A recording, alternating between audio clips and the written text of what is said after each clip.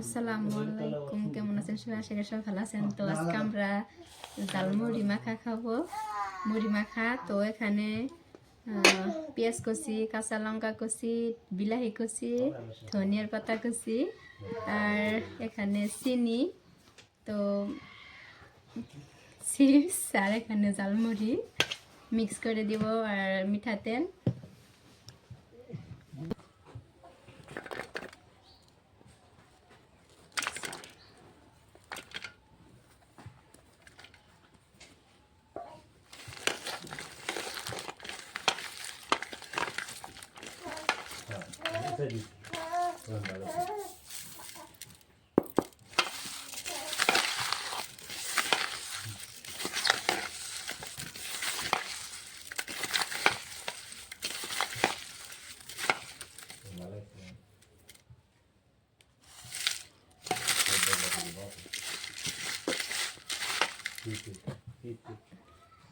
মিঠা তেল দিয়ে দিচ্ছি।